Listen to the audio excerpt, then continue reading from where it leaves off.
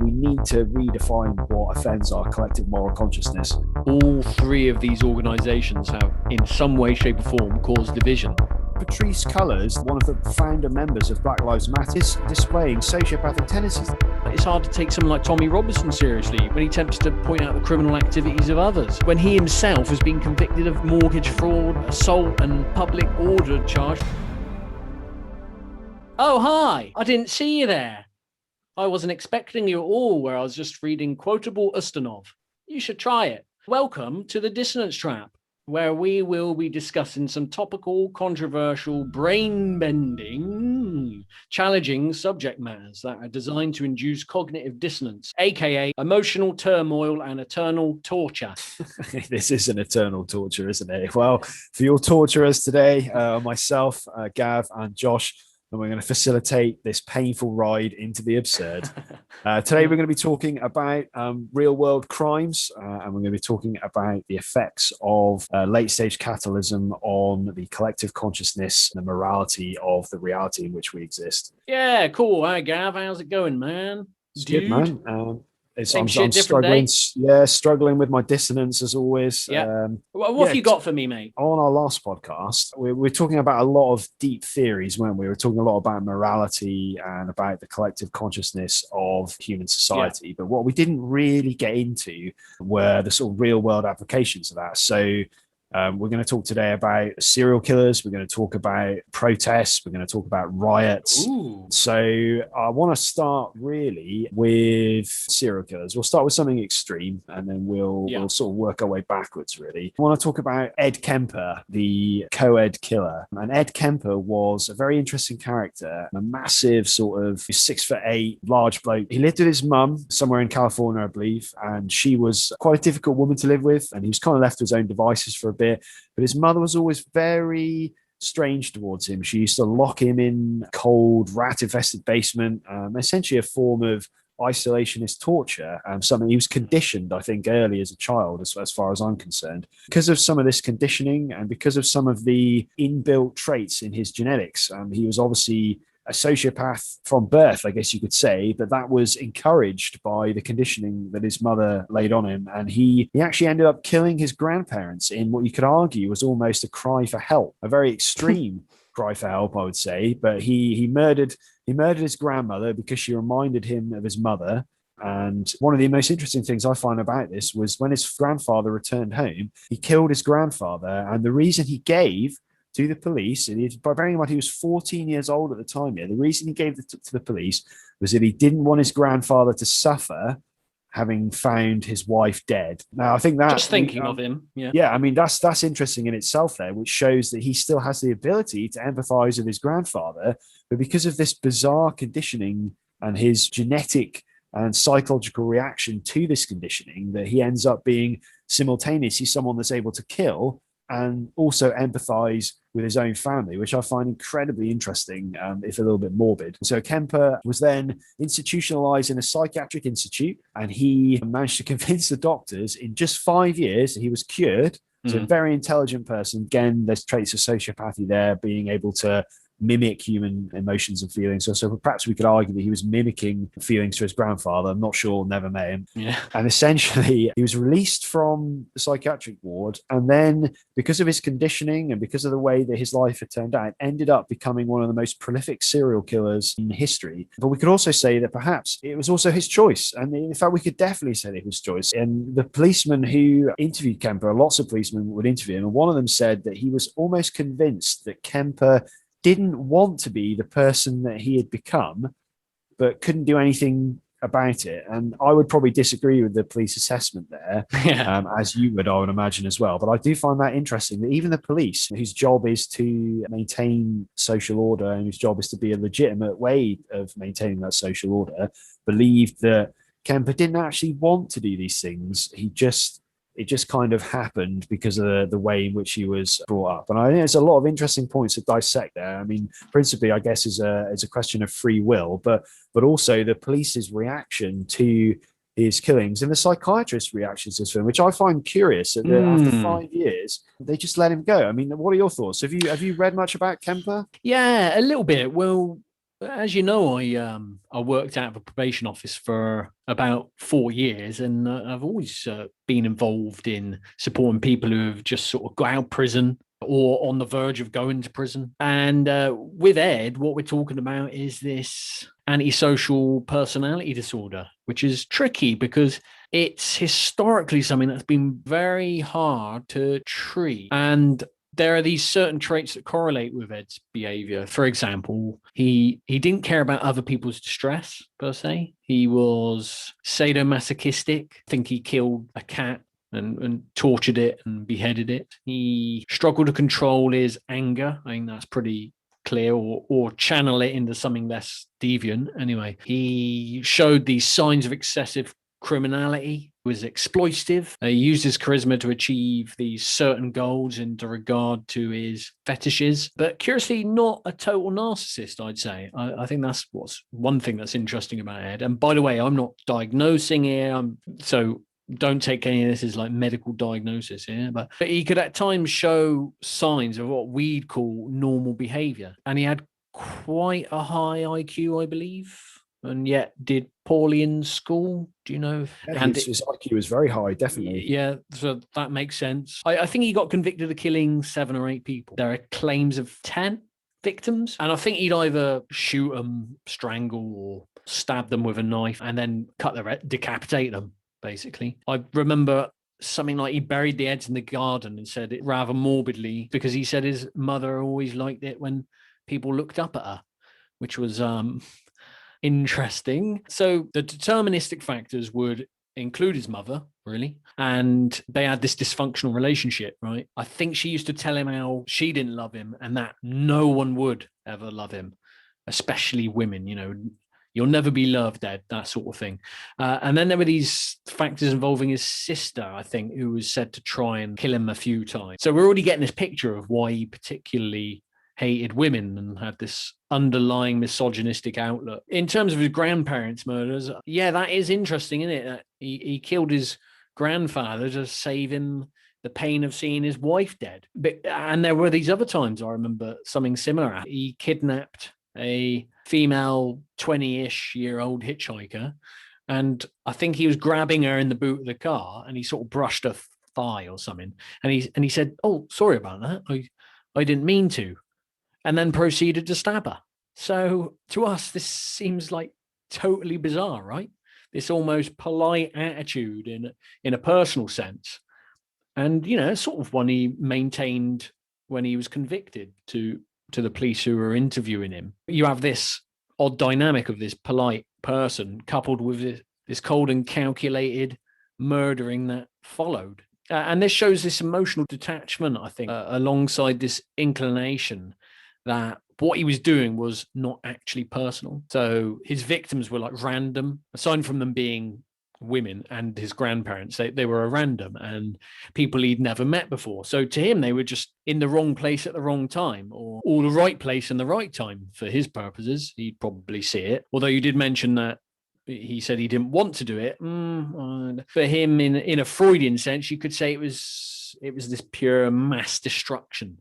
And you could probably theorize that he was placing the image of his mother onto his victims, and that the decapitation and oral sex he'd have with the head afterwards was about domination. So there is a side point, and I'm not saying that single parent families are going to raise serial killers. I'm sure you're doing a great job at it. I'm not saying that. But like research has shown that time and time again, that this solid marital unit is far more likely to result in the raising of like productive and mentally healthy children when compared to a single parent environment. You can see this in lots of different studies, and one of the recent ones was by Princeton University, and it showed that kids from separated families had these lower scores on ideas surrounding self-concept, and they were less likely to have these developed vocabularies and more likely to have depression and anxiety. And did his father leave or abandon him, by the way? Yes, he definitely suffered from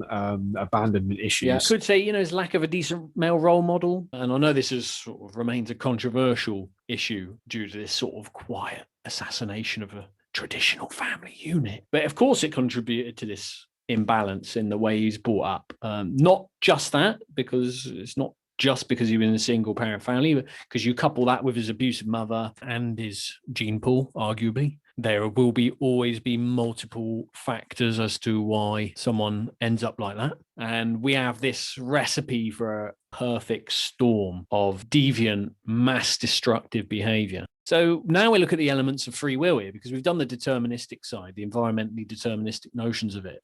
Because what's really interesting is that he did know that what he was doing was wrong. And this can be proved because after he killed his grandparents, he then called his mother, who told him to go to the old Bill, to the police, right?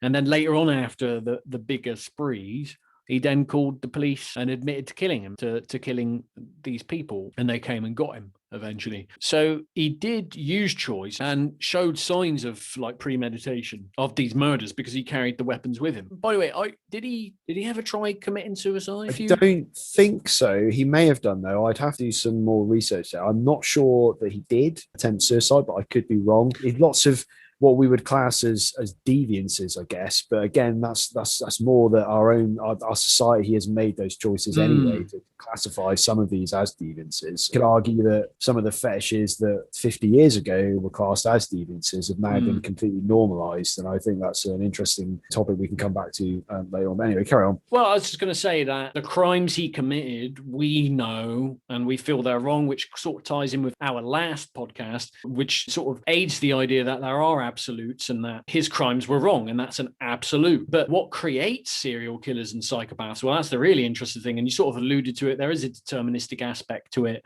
There's the environment, there's nature and nurture. And then we can't deny that he made a conscious choice, a lifestyle choice to engage in this. What this all really boils down to is, so John Ronson, he wrote a really interesting book called The Psychopath Test. And this is a book about how he goes into trying to establish how you can spot a psychopath. And it's a very interesting book. And he's not just looking at the psychopathy test. He looks into things like the overdiagnosis of autism, certainly in the USA, where so in the 60s, it was something like 5 in 10,000 kids were diagnosed with it. And now it's something like 1 in 60 who are being diagnosed. And he was linking it into how the pharmaceutical industry makes money. Basically, the more people who are diagnosed with it, the more people need Ritalin, etc. And then the second thing he was looking at as well was DSM, which is Diagnostic and Statistical Manual of Mental Disorders, right? Or DSM-4, I think we're on now. And that's a handbook used by clinicians and psychologists to diagnose mental disorders, right? And that started in the 50s, where he explains they would get around a table and have like a coffee and stuff and just come up with new names. And again, he sort of links that with the pharmaceutical industry. The more mental disorders, the more different types of medication you need, right? So on the actual psychopath test, it was something created by Robert Hare, and it's a checklist of around 20 indicators of which you mark the testee on things like juvenile delinquency, parasitic lifestyle, lying, like pathological lying, and then you get a score at the end. So it's quite effective, and it's still used today. Now, the interesting thing with that is he found that there were like people who were in charge of corporations who he scored quite highly on the psychopath test. So yeah, I mean, it's evolution has shown that psychopathy is a useful trait because it allows you to run like a large group of individuals as a business or as a war band or as a kingdom. And these people, through evolutionary traits, this is why we still have psychopathy and this is why we still have violent individuals, is because of our DNA. And that's something which can't be avoided. And that is what I would class as biological determinism in a way, because that's unavoidable. But there are ways that we can manage these individuals within society. And I think that an important aspect of any society that looks to move past the late stage capitalist interregnum is we need to give these individuals opportunity to excel. We can't pigeonhole them in the same over-socialized lump, the sort of general populace. These sort of individuals could have been explorers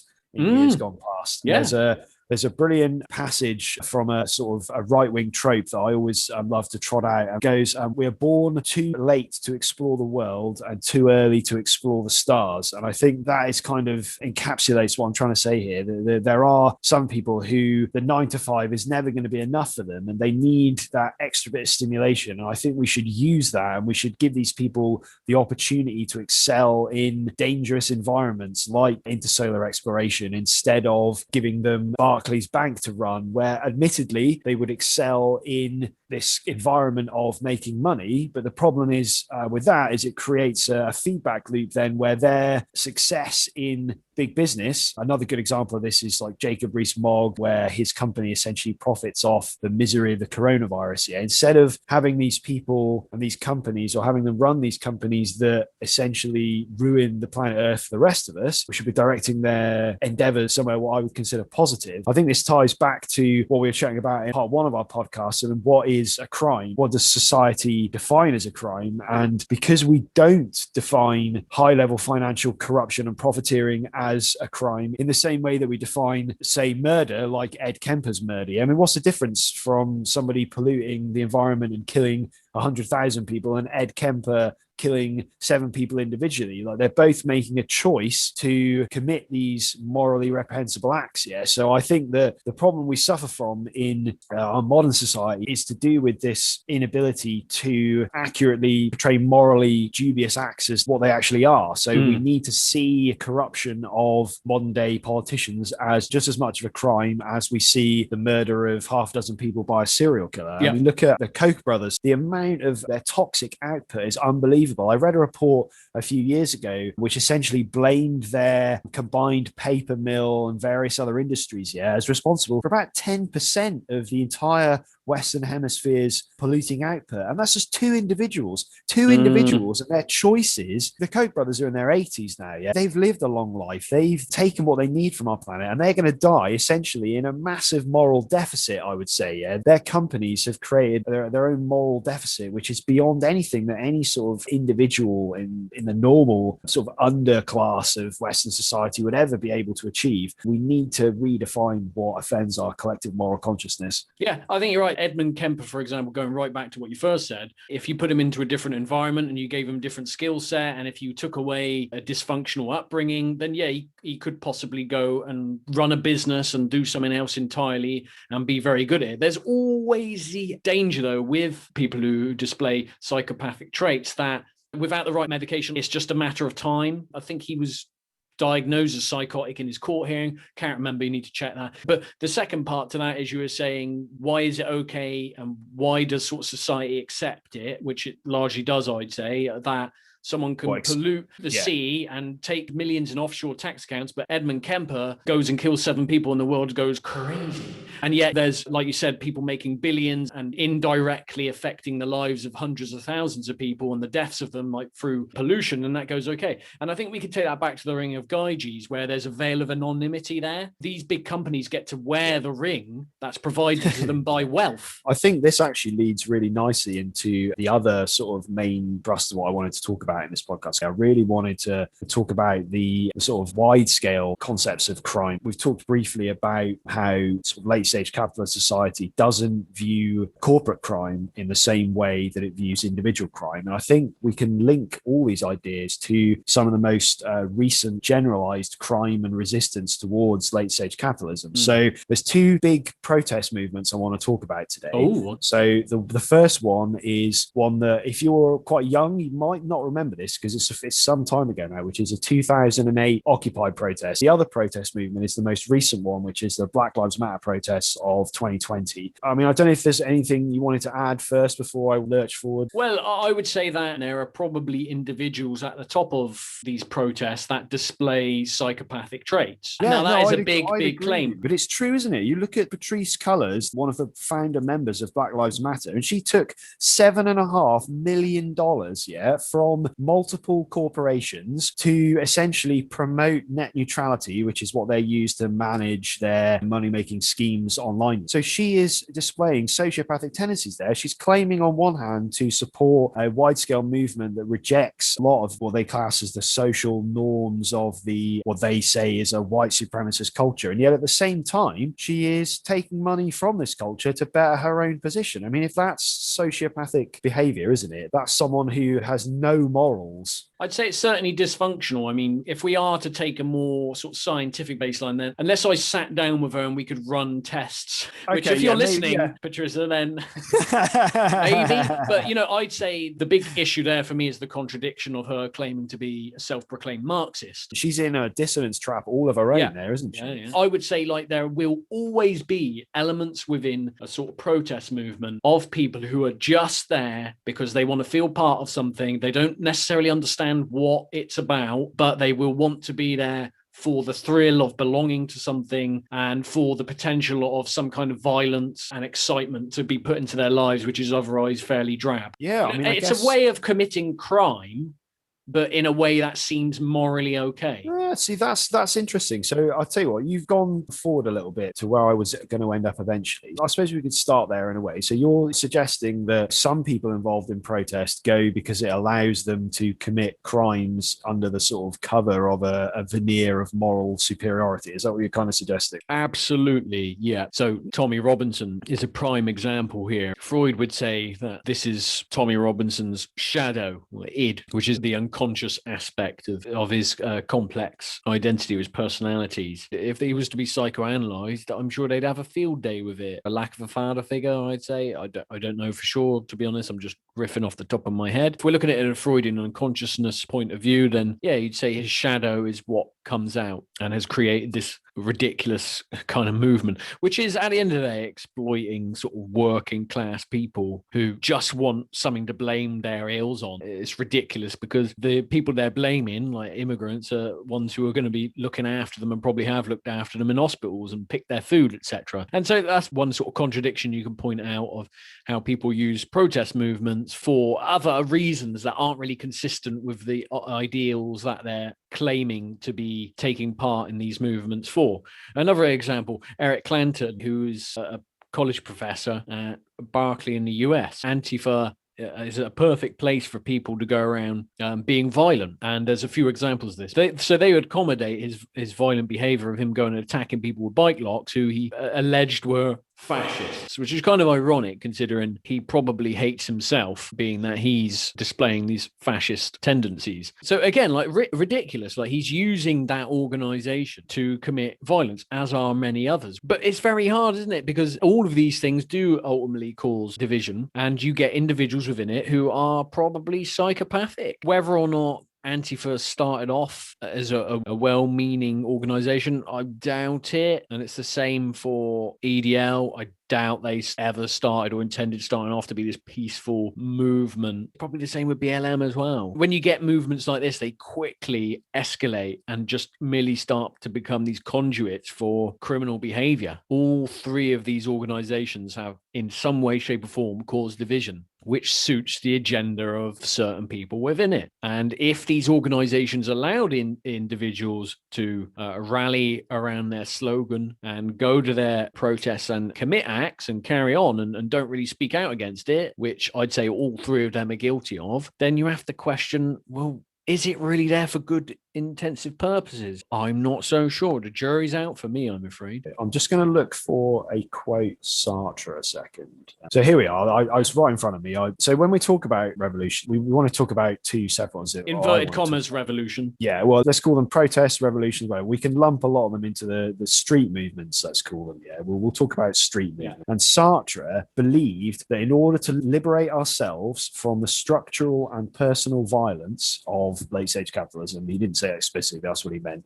We must go through a process of transformation via counter-violence, counter-revolution, until the advent of a socialism of abundance. Now, as a young man, I would have 100% agreed with that. And as an older man, I do understand and how I've experienced some of the counter-violence and the counter-revolutionary ideas that he portrayed there. I don't agree that he was right, essentially. I would disagree with him, because what he's saying there is that, well, like what you were saying, that people go to protests to get involved in sort of permissible type of criminality. He was saying that this is necessary to create a functional post-scarcity society. And he was saying that the very act of taking part in these protests frees you from the straitjacket of over-socialization, which defines the societies in which we live. And there is an element of truth in this, yes, but I think as an older person, you begin to understand that actually it doesn't work like that, because violence in that way creates more violence, it begets more violence, and as a escalation between the state and those attempting to commit the counter-revolution and so on. And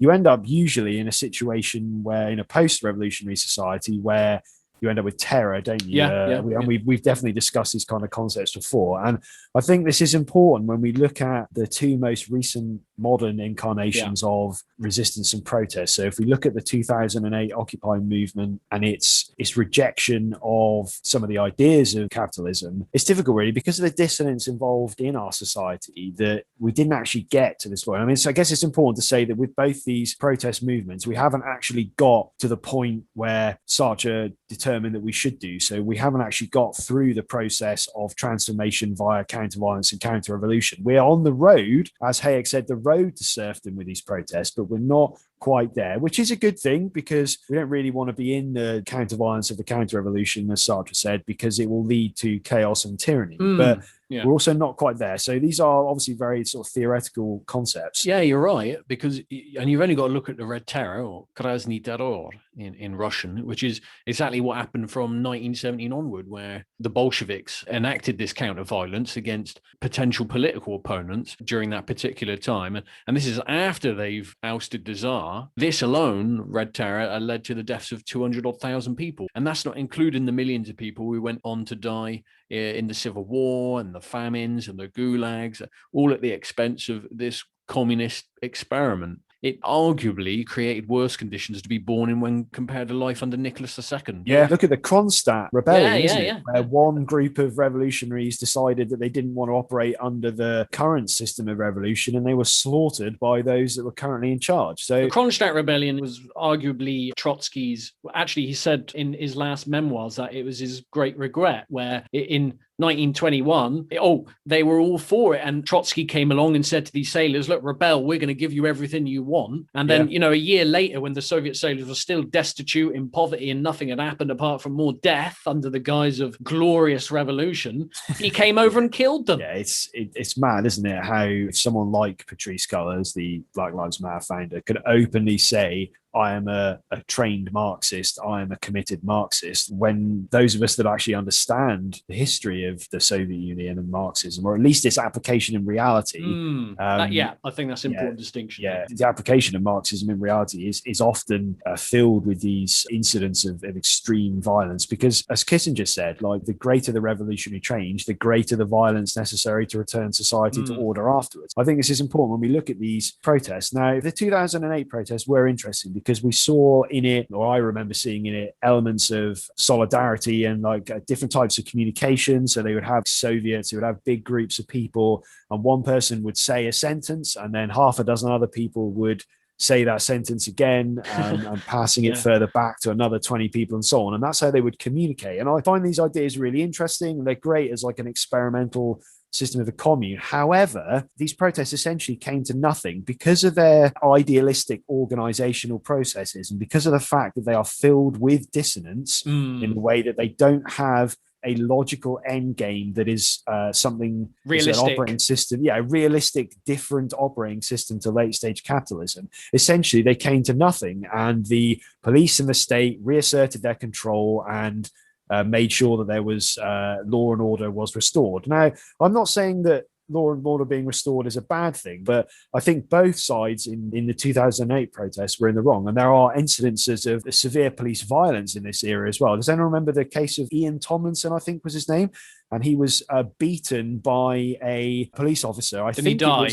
Yeah, he did. And he wasn't even part of a protest. Yeah, terrible. They were kettling some people, I guess it was in London. It could have been in Bristol. I'd have to look it up fully. It's just popped into my head now. But I do remember that the video footage shows a guy just trying to make his way home. He doesn't want to get involved in any of the protests. He's just trying to live his life, and he's beaten unconscious by a policeman and later on dies. And there are definite incidences of that where the police have overstepped their mark. You could also say that, well, that wouldn't have happened had those protesters not been acting in a certain way and getting out of control. Just for a bit of devil's advocate there. Yeah, there is definitely something caught in the middle, and that's why it's normally unfair, is because you get innocent people who don't want anything to do with it, and they're coerced and sort of forced into it in one way or another. As a protester, you've got to be responsible for your actions. You could also talk about Extinction Rebellion, who, if you don't know, are a group who actually have a fairly sensible set of ideas in terms of their ideology here, which is that without maintaining the natural world, humans will go extinct. And that's kind of true. Well, in fact, it is true. There's no point. Yeah, it is true. Yeah. It is true. That's an absolute, Gav. Yeah, that isn't. All right. Yeah, that is an absolute. Fine. I will agree that absolutes exist based on that sentence. But yeah, so Extinction Rebellion tried lots of different types of protests, and I know a few people who actually belong to Extinction Rebellion who have done some of these protests. And one of my friends went to essentially what was a medieval battle in Germany where honestly, they took over a mine in Germany. There were about 1,000 sort of, I guess you'd call them trained protesters, and they practiced, they drilled, and they advanced in a big, like, medieval sort of block of troops, They pushed through the police, they got into this mine, and they stopped it working. Now, I applaud that. I think that's really good. That's what they should be doing, because big conglomerate mine like that, is acting immorally, and realistically is acting illegally. If we were having properly correct, sensible laws, we would have laws that would prevent this kind of total destruction of the earth, is unregulated ore drilling. We should have laws that control this kind of industrial activity. That's different to the kind of protests that we've seen them do in England, where they've blocked roads with boats and they've climbed on trains and stuff like that, basically disrupting people's everyday lives. Now, there is a reason for this disruption for everyday life, but I think it's the wrong way to go about it. And I think the lack of support from the general population for Extinction Rebellion in this climate at the moment is primarily because they have misjudged the attitude of the general public towards disruption to their daily lives. I'm itching to get going in. It might surprise you a little bit. So for the mine, again, just playing a little bit of devil's advocate, I think, well, the pen is mightier than the sword, and I get there's like frustration, but go into a mine, actually, is it going to put other people's lives in danger? But most importantly, I would say, like, if you take it back to the trains, where they got on the trains and they were holding them up, all they were doing is angering people and actually ruining the day of the working classes who are trying to get the work, who are trying to get bills paid. And I'm not so sure that was the best way of doing it. Yeah, sure, it made the headlines. I agree with you there. I agree with you there. It's good for raising awareness, bad for generating support. And one of them got pulled off the train and beaten up. And I'm not an advocate for violence, but I can understand why you'd be so frustrated to go, I'm trying to go to work, I've got kids to feed, get off my fucking train. Someone going, or like blocking the roads or something. You're a taxi driver with 2.5 kids at home. You're not going to think, oh, actually, they got a point. Do you not see then why? And I'm a vegan, remember? Shut up. That's got no relevance. Well, they do promote veganism. But all right. I'm a vegan. Yeah. So we agree that Extinction Rebellion disrupting people's everyday lives is wrong. Counterproductive. It's counterproductive, But do you not think then that disrupting the operations of a large conglomerate, it's quite a way away from any populated areas, I think. It was essentially in the middle of a greenbelt area, and they were digging a massive hole in the middle of the earth, whatever. And I think that activism is far more effective, and I would definitely support that in a far greater way than I would support blocking roads with boats and stuff like that. To answer how I feel about, all I've got to do is ask one question, and that is, what was the consequence of them doing that? Well, it stopped the mine operating for a few days, I guess. And then what? And then so all they do after that is they intensify security, they put up some fences, and they carry on doing it. Well, yeah. I mean, however, like, because I'm going to the other side now, it did raise awareness, and I think that is important, and I do think we have an obligation to look after the earth. And, in a way, I can sort of respect what they're doing. And in a way, let's just extend that a little bit to people who've gone to Black Lives Matter protests who don't necessarily understand the ins and outs, and maybe going like for a good cause. Like, no one should be able to be just shot by the police, right? but are actually maybe contributing and having a counterproductive effect overall by they might have gone to a BLM rally and go, yeah, actually, I can get behind this. And I think most of us can get behind the idea that we should all be treated with equality and not just because of the color of skin. We can all get behind that, I think, if we're rational people. So they might go along with the best of intentions, but in reality, I think anytime you put yourself under a massive banner like that and you go along to an event which you don't truly understand, then there's going to be trouble. If you ask each individual at the BLM protest why you went there, most probably won't realize that the leader of it identifies as a trained Marxist.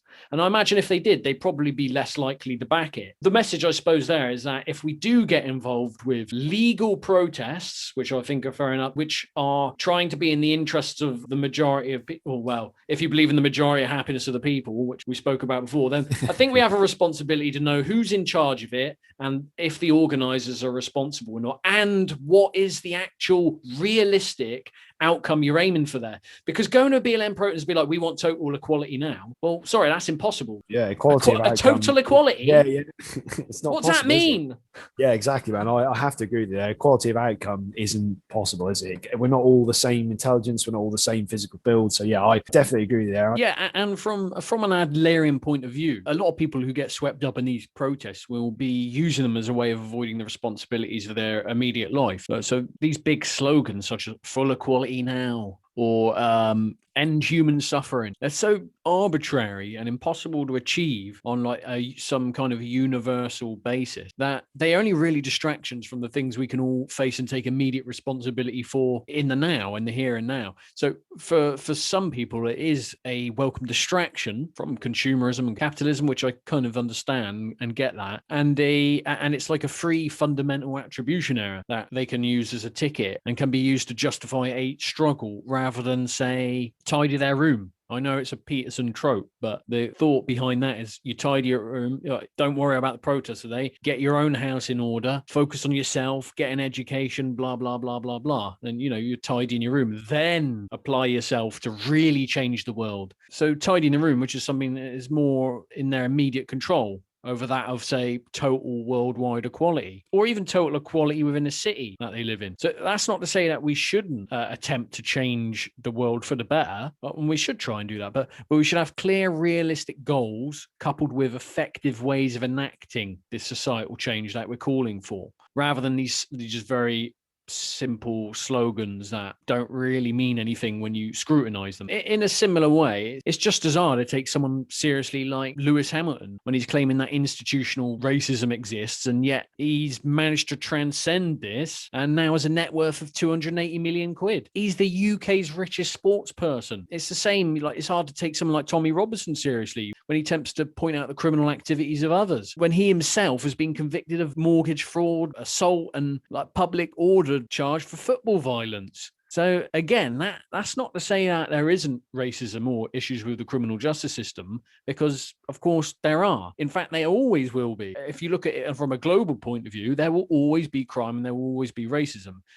Again, that doesn't mean we shouldn't try and reduce these things. But if these people really want this positive change, both sides do claim they do, then they should consider the sort of message they're putting out. And whether it is a message focused on blame, be it an establishment, institutional racism, immigrants, no matter what they choose to blame, or a more powerful form of individual empowerment in the spreading of a message where they're saying it's important to take responsibility for oneself into becoming more self-reliant and thus able to make better decisions and to inevitably then have a more successful life. Yeah, I was flabbergasted at the number of people in the UK who went out and tried to pull down statues and who attacked police stations and who attacked passers-by during essentially a time of a pandemic. Now, obviously not all the people in the protest acted like this, but a fairly large minority did. Yeah. And I think that their behavior is morally reprehensible because they might disagree with actions of the police, which is fine because we also disagree with many of the actions of the police. And they might also sympathize with the plight of people from BAME backgrounds in America who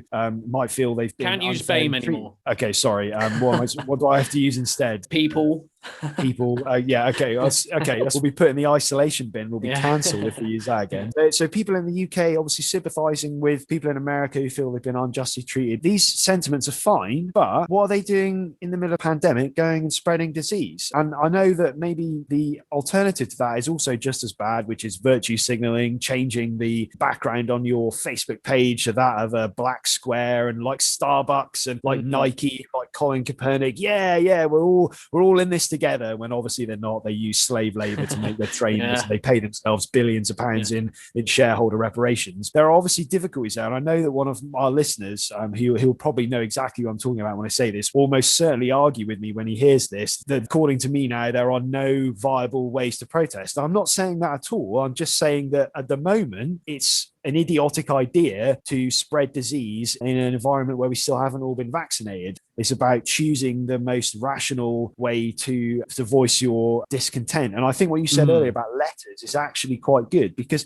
if everyone who supported the Black Lives Matter protest wrote a physical letter on paper to Boris Johnson, say 500,000 letters turning up at his office, that would be a brilliant way to voice your discontent.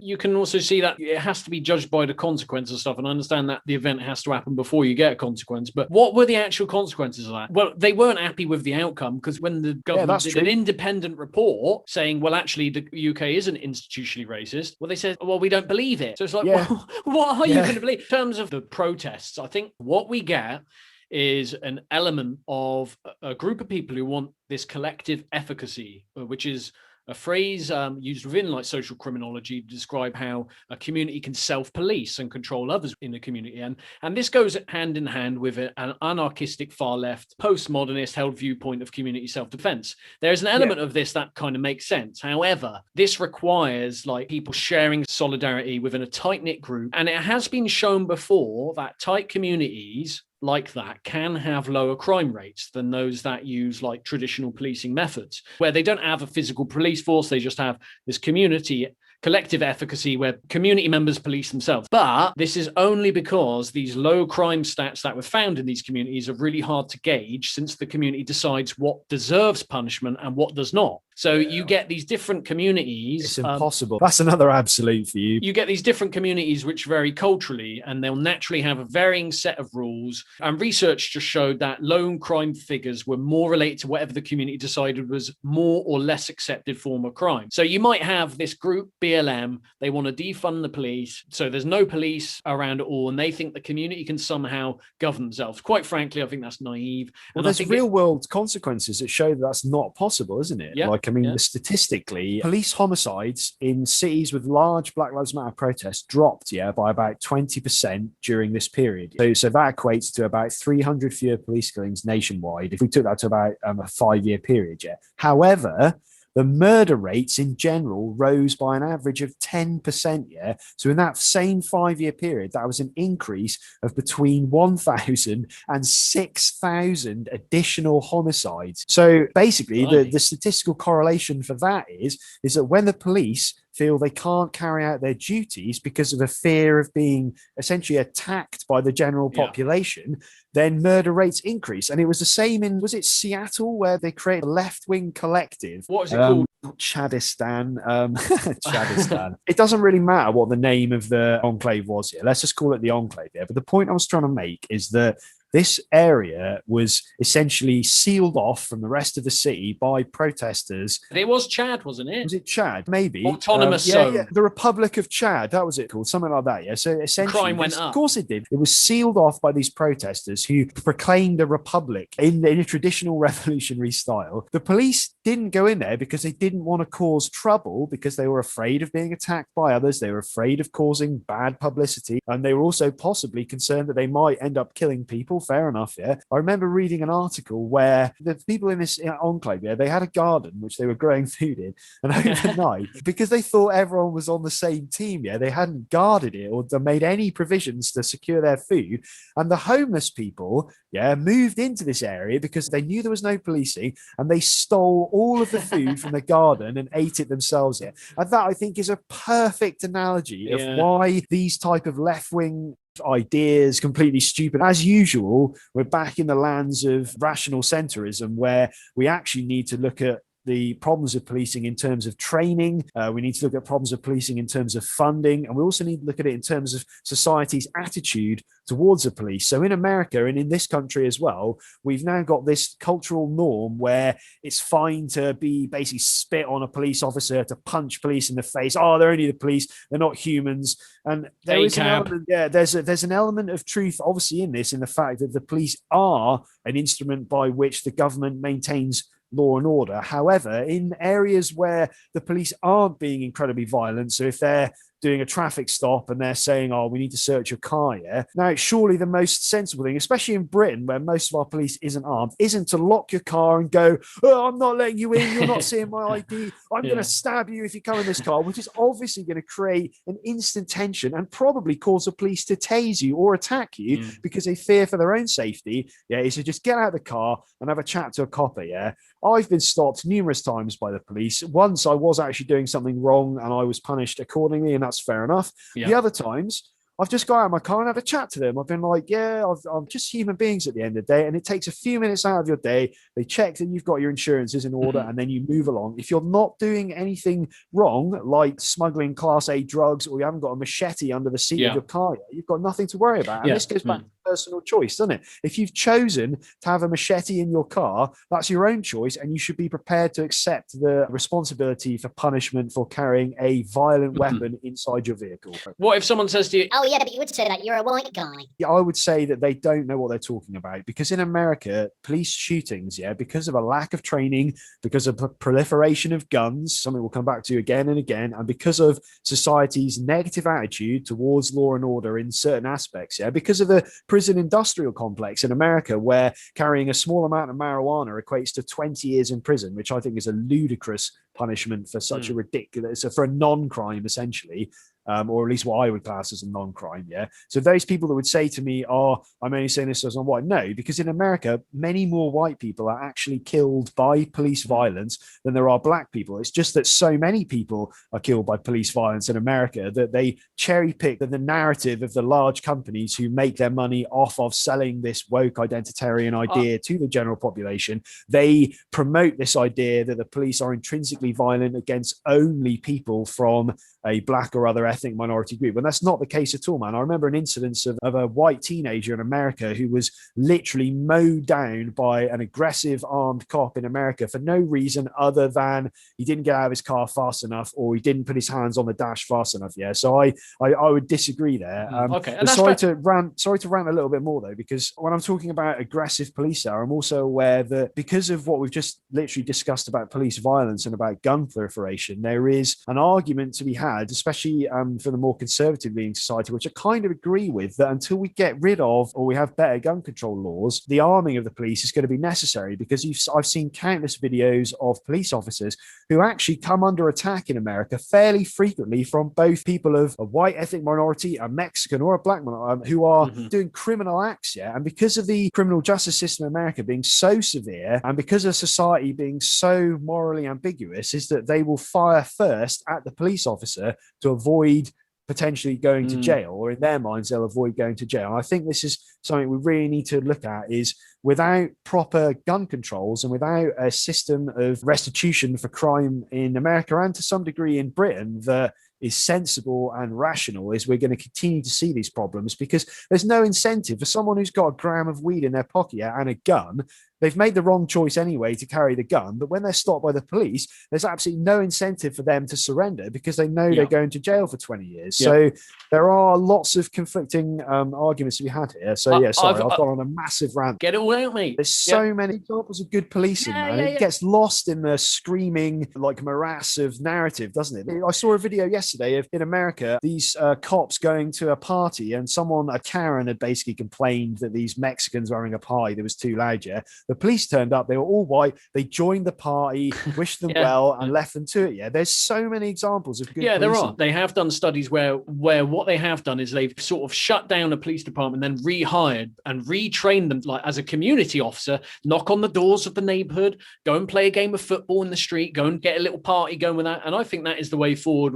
They are there to serve you, and they should be able to be a bit more involved, like communally, with whichever community they're working in, and and actually show like aspects of 100% kindness. So you're quite right. Like if you're in jail, and I don't care what color you are, if you're in jail for like smuggling a bit of weed, that is ridiculous and you should be let out in it. Soph used to be part of like this anarchistic collective in Bristol, right? And they had their own procedure to deal with like this problematic behavior, which objectively didn't work very well, because who is qualified to decide what is right or wrong in groups that have adumbrated this rejection of hierarchy? So that's one of the things we have here. We have groups of people who are rejecting hierarchy and don't see the people who hold power as legitimate. Well, that goes back to what Rousseau said about legitimacy, isn't he? He said that we should only obey a legitimate authority. What is a legitimate? When you get these groups, they might not actually have a realistic outcome of it. So these groups sort of believe in this paradoxical anarchistic stance where they reject hierarchy,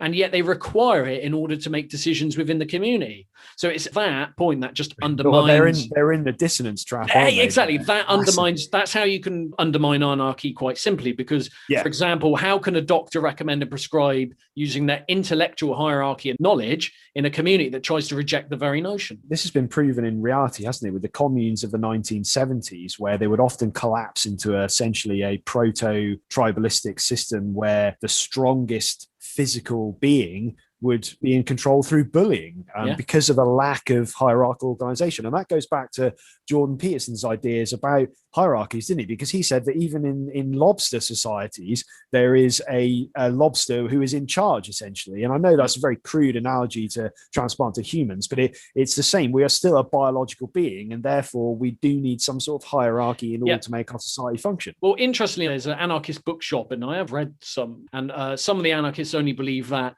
anarchism can only be achieved if there is a mass extinction event whereby humanity can start again and rebuild. I would say that is still ridiculous, and you can use the lobster, which is sort of memed quite a lot, but even guinea pigs, like most animals, do have a hierarchy within them and like a boss. What we're going to do is we're going to pretend we've had a mass extinction event. And like out of that, my favorite. Yeah. So like imagine you are an anarchistic community self-defense volunteer, right? AKA a policeman. Yeah, they just don't want to call it that. We're circa like 2060, the environment's collapsed, there's been wars, the society is broken down. Yeah, so we're at this point. Okay. Yeah. And let's say like you're an atheist one to boot, just to make it a bit more fun, right? Okay. And you're walking down the road and you see a bunch of youths beating up an old drunk man, right?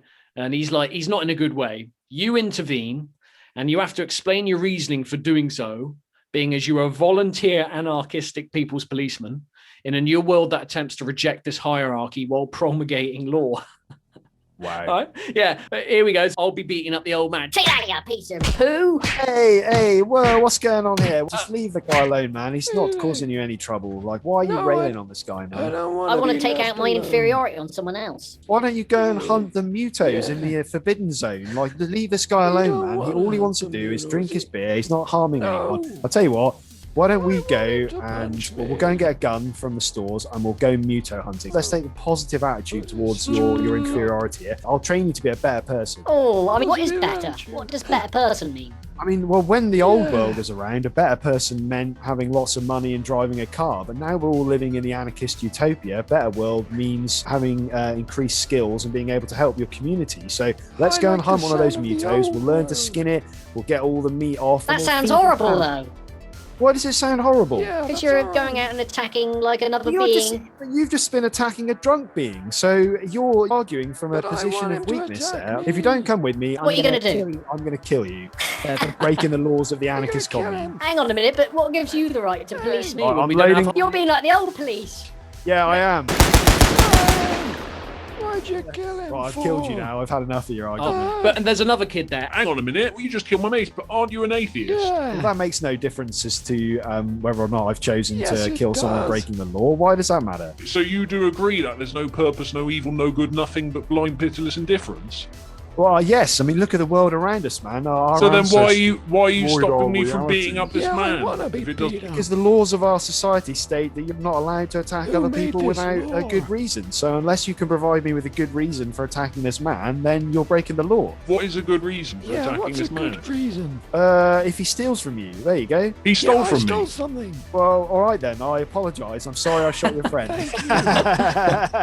It just shows how actually reflexive a lot of law and order is, isn't it? My understanding of our collective consciousness comes from our collective consciousness. So I think in our previous podcast, I argued that there were no absolutes and that humans didn't necessarily, well, we did know right and wrong from birth in some degrees, but a lot of that was influenced by society. And I think I've kind of changed a little bit now to the actually some of these absolutes are inbuilt, isn't it? Because if you see injustice, if you're an inherently moral person, if you have an understanding of these things, that you're going to want to do something to stop this injustice. But you kind of skipped over the Stanford prison experiment, didn't we? We were going to talk about that. We could do a bit of that, yeah. Because I instantly, after only about a minute or two of role-playing the anarchist self-defense volunteer, I found myself just eager to mow down this individual who was breaking the laws of our commune. Like if he's arguing with me, and especially if he refused to do something that I thought was good, i.e. going and hunting an animal and helping our commune, the urge to just punish this person is almost overwhelming. It's just like, well, you're being a retard. Like, I probably can't say that anymore. I am your better. And that in itself is like a whole rabbit hole of ideas and concepts. Just to, I mean, yeah, but sorry, I've gone off on a mad. What it sort of proves is that you did try to sort of mitigate it and build a rapport. So, and I think that is the way policing should definitely go, like in terms of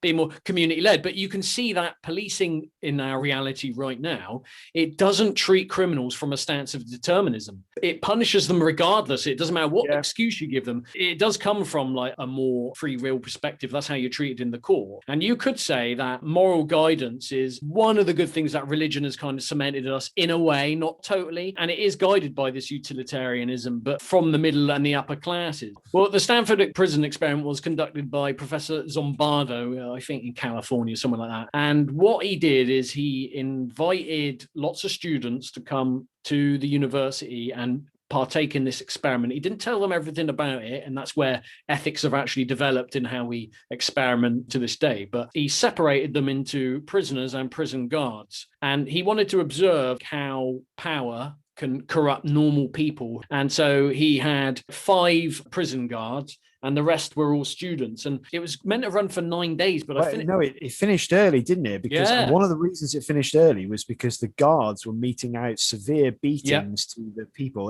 They weren't actually physically hurting them, but they were. They were pushing them around and isolating them. And there was one of the people who was a prisoner found it so difficult to be in the scenario that he essentially forgot that he was in a fake scenario, and he did something very dangerous and climbed into the ducting of the building to try and escape from the guards. This is where the Big Brother concept comes from, isn't it? For the actual reality TV show. And if you notice the behavior of the people in these reality shows, they change completely. I mean, this is environmental determinism in action completely. Something changes in our minds that return us to that early state that Hobbes called the state of nature. So like you said, the guards were becoming increasingly aggressive. They were taking on their role. Although I would say it was still more compatibilist, because people like Erwin Goffman, who's a famous social psychologist, he wrote extensively in The Presentation of Self in Everyday Life about complex multiplicit identities. And there is still a choice to adopt these. You know, after a while, this erodes your awareness of the outside world. It sort of becomes irrelevant. You put yourself in the situation, you're dealing with exactly what you have in front of you. And when you are placed in that situation, you can see why victims of domestic abuse do struggle to sort of speak out, because you've got this all-encompassing dread and you're made to feel like you're powerless. And that's what he noted. But the most important thing I took from it is that he was alluding to what we spoke about before. It doesn't matter who you are out there. If you think you're good, if you're put into a position of power, that's when you find out who you really are. That's good, man. I knew a guy at the probation office called Simon. If you're out there, Si, hi, mate. He's a really good guy, and he was a probation officer. And the reason why he was a good probation officer is because he said every day when he went in, he had to check himself for the position of power that he was in to make sure he didn't manipulate. And the police should be doing the same thing. That's some really good advice, isn't it? If you're in the police, if you're thinking about a career in the police, that's something you should definitely do, man. We're not talking about check your privilege, because privilege is a concept we disagree with completely in terms of the idea of white privilege versus any other privilege. But in terms of checking your power, everyone should be doing that every day, shouldn't they? If your interactions with someone who is in a position of worse economic condition than you, or someone that you feel that you might have the ability to manipulate emotionally, just check that. Yeah, and it's the same with the Milgram experiment as well, which was conducted in the early 60s by Stanley Milgram, where he, again, like the Stanford prison experiment, he advertised to the student population for volunteers to come along and assist with some kind of experiment. He didn't say exactly what was going to happen. There was 3 different people involved. There was the volunteer who would come and administer the electric shocks. They didn't necessarily know they were going to do that. Then you had the scientist who was actually in charge of the session. He was in on it. And then you had the learner who was the guy receiving the electric shock and was also in on it and was basically a tape machine. You know, the volunteer was tasked with asking the victim or the learner a series of questions that started with like 15 volts and increased all the way up to a maximum of 500 volts, right? And so as it went on, they'd say something like, right, what color is the Eiffel Tower? The victim, the learner who was in on it, would say brown. And then the volunteer would check his sheet, and he'd see that was incorrect or whatever and say, no, sorry, I'm administering a shock. And he'd administer the 15-volt shock. And then he'd carry on, next question, and then it'd raise the volts and so on and so on. They did actually try and predict how this might go. And before the experiment, Milgram got a load of university psychology students to try and predict what would happen. And lo and behold, of course, like, people think people are good. So these psychology students thought that only a very low percentage, like 2-3%, would go on to administer the maximum 500-volt shock. And they thought most people would, of course, not do that. How could they? They'd be terrible to do that. Of course, you already know this, that the results were totally different to that, and that a massive 65% of the volunteers went on to administer this 500-volt shock. So that threw all that out the window, all of the predictions out the window. You know, the reason for it is he was coupling the sort of pressure with what is perceived as a legitimate authority. So some of them would get up quite high and they go on quick questions later and be administering the shock, and they'd be on sort of 180. And some of them were like, no, I'm not doing it anymore. This guy's in pain. And the scientist would say, who was in on it? You must go on. It's essential that you carry on. And then they'd often would. They'd sort of go, all right then. And then they'd carry on doing the shock. And they'd also sort of say, you've got no choice but to go on. And that's how, you know, in the end, most people involved in the experiment administered this 500-volt shock. And then the person who was in on it, the victim, would like pretend to be unresponsive and stuff. And they noticed that a lot of the participants, the volunteers who didn't know that it was all set up, were displaying signs of extreme stress. Where he's going with it, he's looking at a way of explaining the Auschwitz prison guards and the reasons as to why they sort of would partake in these awful things that went on there. And again, what he was trying to show is not only are people very susceptible to stress and what they perceive to be power, but ultimately they are making a choice to continue when you don't actually have to. Well, I mean, the ultimate, there is a hideous choice there, isn't there? Yeah, because yeah. I They could have remember said no, and one of them did. And they could have taken the consequences, because if you talk about the Auschwitz guards, obviously they are indoctrinated via environmental determinism to believe that the Jews were intermentioned and so on. I remember reading an alternate history by a guy called Harry Turtledove, where he transplants this idea to America, where the Civil War was won by the South. So the Second World War is actually another war between the Confederacy and the Union, and in it, one of the Confederacy soldiers, basically they set up camps to exterminate black people, the same as the Nazis did for Jews, and one of the conservative soldiers in this alternative history in late 1944, as they're losing the war, realizes as what he's been doing is wrong, and he actually takes his own life. His section of the book ends there with him blowing his own head off. This kind of, it's a bit morbid and a bit dark, but if you think about how Camus always says, well, you should ask yourself every day if you should kill yourself, essentially, doesn't he? A philosopher always asks if he should end his own life. And I think in a very, very extreme way, that's kind of the same as if you ever find yourself being a concentration camp guard, you think there are no options. There is one option. It's a very extreme option, but it's one that prevents you from doing any more harm to someone else. So I think that you're right there. There is always an option. You can always say no, even if that means extermination of your own existence. It is a bit morbid, it is a bit dark, but we're asking people and ourselves to look inward at how good we actually are, only to improve ourselves. So, people can still make poor choices and fall into susceptible That's how situations. you learn, though, isn't it? You make poor choices and you learn. And if you don't learn from these, is where you're going wrong, isn't it? Yeah, we can still make these poor choices and fall into these susceptible situations that can easily compromise our moralistic intellect in favor of deviance. We can all do that. And to deny that is giving people excuses as well, to say, well, I did this terrible thing and remained unproductive in life because I was abused, and I'll use this as a shield and as a veil of protection from having to act. Well, no, actually, you do have power. Should we move on? It's actually very empowering, isn't it? Let's move on to the Dissonant Meme Review. All right, cool. What have you got? So, in the meme review this week, I am ready. First, I'll give you this one first. All right. Here we go. For you?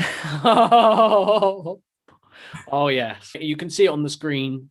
Imagine being black and having to deal with a white protester.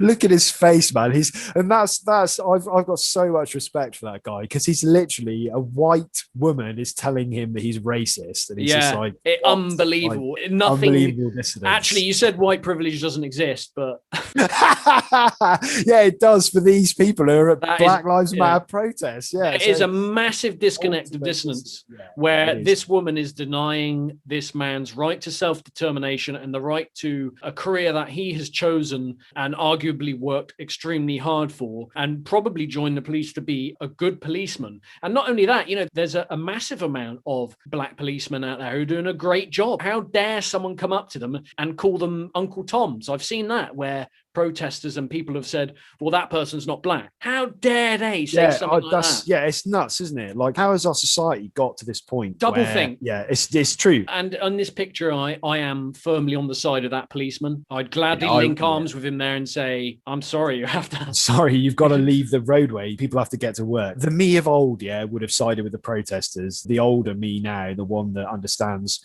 Thomas Sowell's assertion that the left is not the voice of the common man, is definitely on the side of the police in that. Okay, you ready for the next one? Yeah. All right. Let me read it, because I'm looking at the picture. There's a lot of text, man. There's a big text one. Oh, man. I'm looking at the picture first, and that's what me. So, look, man, it doesn't really matter if she had a knife or not. The cop only shot her due to racism and bigotry. Don't you remember having knife fights as kids too? Totally common and normal behavior. Let kids be kids as well. Look, if I was a cop, I would have just disarmed her. All right, yeah, sure. Kind of like how Captain America disarmed her. Now Harry Potter disarms her. Oh, God. Oh, yeah, I mean, it alludes to it's the picture.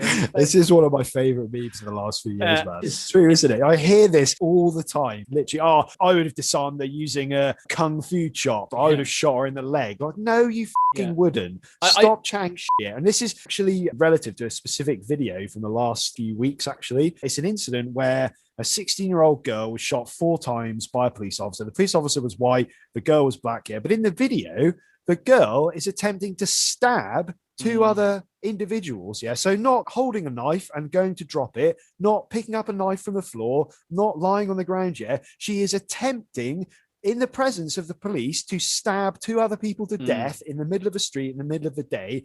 Of course he's going to shoot her. Like, I know she's dead and this is a bit harsh, but she has to take responsibility for her actions leading to her own demise. And sadly, I suppose she took the ultimate responsibility of that. I think the key thing here, that's true. I think the key thing here is that if we are to be judges and we're to be rational and objective, what we need to do is, when we assess any situation, is put ourselves into the shoes of both people. And so if you do actually put yourself into the shoes of that cop and someone's running towards you with a knife, would you do something different? Towards him, she was trying to attack other people who were unarmed. So he was defending other citizens, as far as I'm concerned. It doesn't matter if she was black. They were all black, to be honest with you. So he was defending even the police. The police were white. The guy who shot the lethal round was white. But the people in the confrontation were all black. The girl with a knife was black. The other people she was attacking were black. As far as I'm concerned, this idea that he was racist, no, like, if he was racist, he would have just laughed and let them stab each other to death, surely. That's a good counter. I see what you mean. You sort of think, oh God, ideally they would have tasers, right? But the police don't get a choice of that. They're given guns, so I suppose there's a deterministic aspect to that. All right, so next meme. We're going to do one more, which is actually really relevant now. You got that one? Some of these pictures are of the military. Some are pictures of the police. Just kidding, they're all pictures of police. Oh, yeah.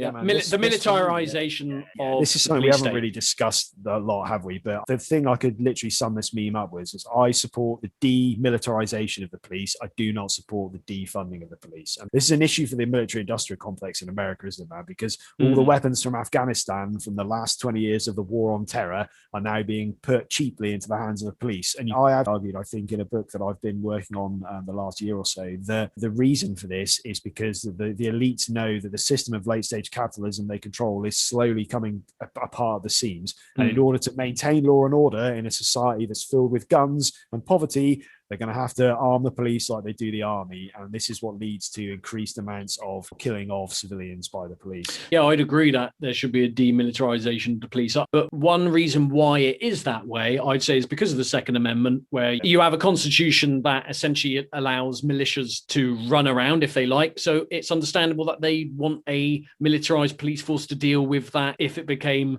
some kind of issue. The second part is, talk about crimes that are not considered illegal and yet happen. The military-industrial complex, the amount of Yemeni people who are getting bombed right now.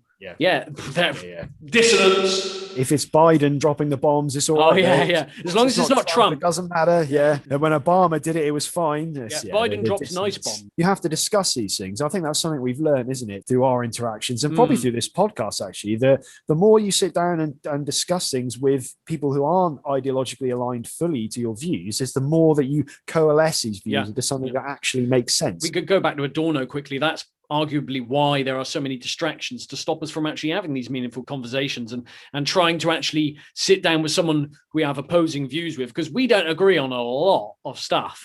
But we can sit down and go at the end of it, well, you're still my mate and whatever. We can still hash something out, I think. So just to sum it up, we've talked a bit about free will, determinism, and how we can combine them to something that really works in that compatibilism. We've talked about like the collective efficacy argument and why allowing communities sort of manage themselves is basically not possible because it's a very subjective way of doing it. We've seen why hierarchy has a place within the world of crime and punishment. And we've also had a look at ethics and the morality behind the usefulness of having absolutes.